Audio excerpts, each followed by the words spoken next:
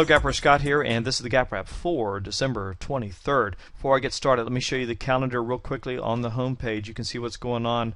Let me tell you specifically for tomorrow, Christmas Eve, we will post the Gap guides and price guides.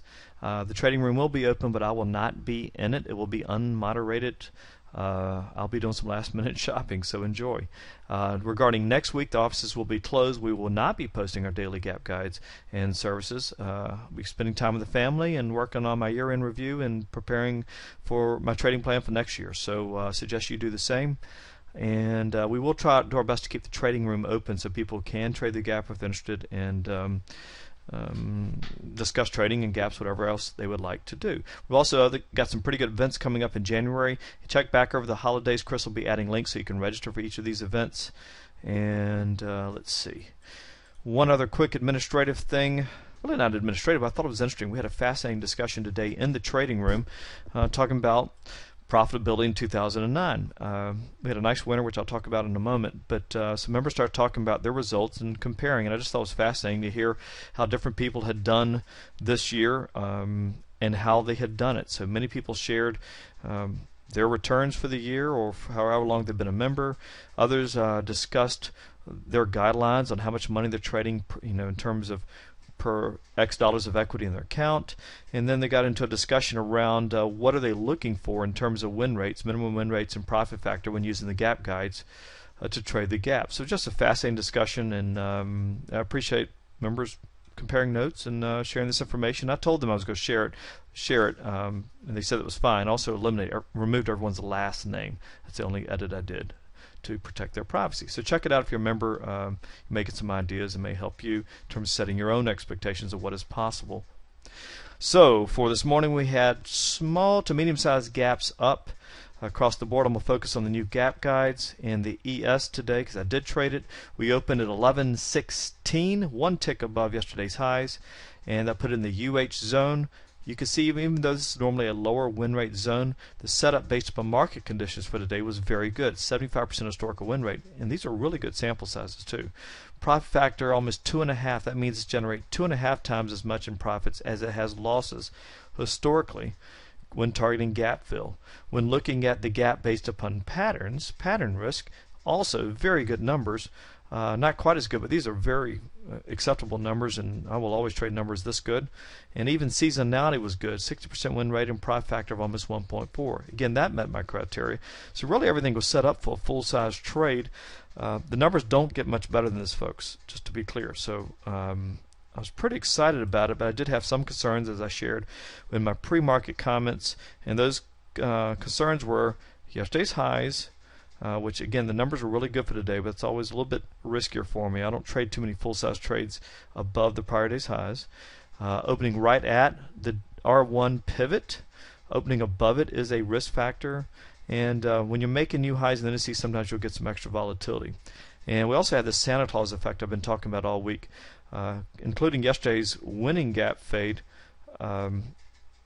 It's a 6 of 12 setup historically, so small sample size, but worth considering. On the positive side, I just showed you the great numbers, and we also had yesterday's second consecutive unfilled up gap. I talked about that in last night's video. What it didn't show you were the percentage of those gaps that could have been traded successfully using our standard, what I call the master gap, or the MTG standard size stop, which is 30% of the 5-day ATR, and in the ES we use a 5-point minimum.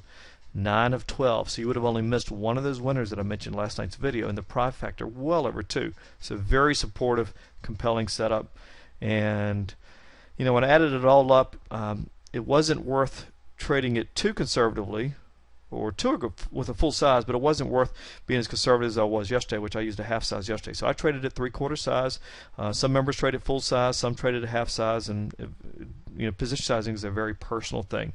But this is what I posted I was going to do, and that is what I did. In fact, let me just show you exactly how that unfolded. We opened right here, the white line just above yesterday's highs. I actually had a 1/4 point of positive slippage using a market order. Yes, it does happen. Sort of the nature of the gap trade. Sometimes the rookies, amateurs will be bidding things up, and you can get an even better fill than the open. Always like that. Doesn't happen real frequently, but it is nice when it happens. Took a little bit of heat there right at the beginning, and then it rolled over. I targeted 1113.75 precisely. and made 2.5 points on about 85% of my position, a little bit more than that. Frankly, I always set up my trade so I can scale out, 'cause sometimes you'll get a big dump that'll run hard. See how this thing ran straight down? The extended target for today was around this 11-12 area, and it went right down and tagged it. I got a little bit greedy. I was looking for 11-10 and I think it was a quarter. Yeah, 11-10 and a quarter. I wanted it to be within 1 point of yesterday's lows. I thought it was a chance we tested, and honestly, I just got lucky here, folks. I had no idea it would actually hold down here, so pretty much nailed the exact low of the day. More dumb luck than anything else. Just being honest here.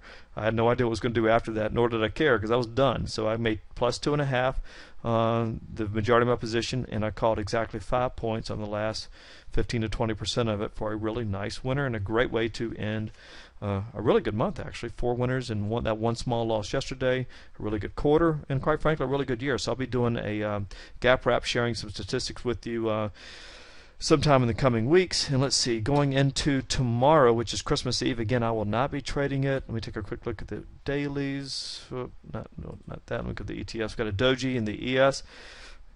Deserves a little bit of caution, especially with 2 unfilled gaps below. If we gap down tomorrow, but this bullish sentiment is so strong, it'll probably fill as well. Lots of momentum to the upside in the NASDAQ and Russell. Not seeing much there in the YM, so not a whole lot to go on. But let me show you one real interesting piece of research I just ran regarding next week. Even though I'm not going to be here next week, I thought I'd give you a little Christmas gift. So I ran the numbers on all opening gaps in the past 11 years in the E-mini S&P futures, regardless of zone, just looking at all gaps, both up and down, from the 28th of December through the 31st of December. And let me show you how they've done. They've done remarkably well. An 80% historical win rate, pretty consistent both up and down. Better than I remember last time I tested it a couple years ago.